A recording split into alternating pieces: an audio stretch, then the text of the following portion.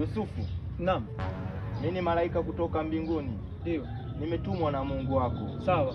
Kanambia mimba alionayo mke wako Mariamu imetungwa kwa uwezo wa Roho Mtakatifu. Unaona sasa mambo yenu. Mimi siwezi kukubali kwa sababu mimi mtaani nimejitafutia kama mwanamke ambako ni kabikla, hakajatunzwa na mtu yeyote. Mimi nataka je nikazindue sasa. Nimeshakapa mimba sasa. Mimi nawaambiaje watu? Ni mipango ya Mungu. Achana mipango ya Mungu. Mimi uko watu tayari wauni wote nishawaambia nimepata mwanamke bika nataka nimuoe. Haya sasa hivi ana mimba sasa. Mimba ambayo sio yangu. Nawaambiaje? Anataka azae mwana atakuja kwa mkombozi wenu. Achana na kuzaa mwana, tafuteni mwanamke mwingine. Mimi najitafutia kabisa, nimempata jamani. Basi kama hivyo kutafuteni Yusufu mwingine. Mimi nimemtafuta bikra kabisa. Haya, kapoa mimba na mtu mwingine. Bwana ningekuwa mtu mwingine basi namuona. Kumbe ni Roho Mtakatifu haonekani. Mimi nawaaminishaje hawa watu? Yusufu. Nawaaminishaje watu kuambia? Yusufu. Malaika nenda kwa Mungu wako mwambie atafuta watu tu wengi. Tafuta Mariamu mwingine na nilimu. Mimi nenda kwa Mariamu atoe hiyo mimba. Haiwezekani.